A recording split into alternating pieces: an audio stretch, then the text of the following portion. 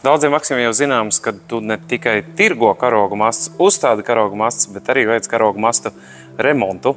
Un tev pieredze ļoti liela. Un cik bieži nākās, teiksim, remontēt vai atjaunot vai apsekot karogu mastas?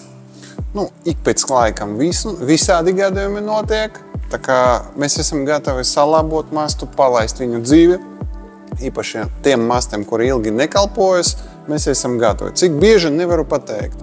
Pa lielam no paša ražotāja mastam ir 20 gadi garantija par to, ka viņš nesalūzies, neizbalina un kalpo ilgāk. Kā ir ar drošības apsvērumiem, teiksim, lai, tātad karogu mastas mums stāv, bet tāpat tā skaitās karogu mastas eksploatācija. Vai ir kaut kādi noteikumi, cik augsti jābūt paceltam karogam, kā ir jābūt noliktam striķim un tā tālāk joprojām? Īpaši tā, ka problēma rodas pie stipriem vējiem. Ir ieteikums no ražotāja un mūsu ieteikums pēc pieredze, ja ir vējš, par kuru jūs jau zināt, ka būs stiprs vējš, uragāni varētu būt, kas zina, vairāk par 25 metriem, tad vajadzētu to karogu nolaist līdz lejai un sagaidīt, kamēr vējš kaut kur aizlīdo. Balstoties no pieredzes, skaidrs, ka, teiksim, šie remonti ir retāk, bet noteikti viņi ir bijuši. Un kādi ir parasti šie remonti? Ar ko saistīti? Pārlūzes, mastas, ieķeres, striķis? Nebija neviena gadījuma, kad maz bija pārlūst. Citreiz rodas jautājumi par to, kā strādā viņš mehānismu. Mēs mēģinājām izskaidrot katru reizi pie uzstādīšanas, un mūsu mājaslapā ir pieejama video instrukcija, kā kalpot mastu. Pacelšana notika ar speciālu rokturi uz augšu un uz leju.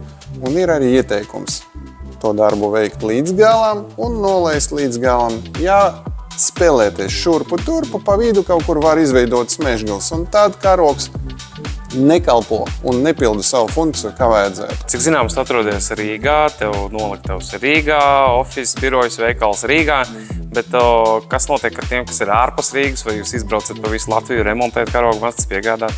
Protams. Mēs veicam gan mostu uzstādīšanu, gan remonta darbus visu Latvijas teritorijā. Pirmkārt, mēs mēģinājām optimizēt cilvēka līdzekļus, un ja varam to salabot vai ieteikt, kā to var salabot pašam telefoniski vai caur videozvanu, mēs to daram.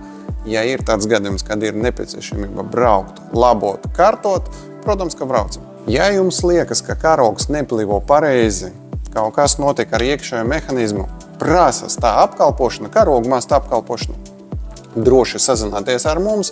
Mēs vai salabosim, vai ieteiksim, vai palīdzēsim, vai atbrauksim un sakārtosim to karogu mastu. Ja gadījumā jums ir nepieciešami jaunie karogu masti, droši ienāciet mūsu mājaslapā mixmax.lv un pie karogu mastiem meklēt savu variantu.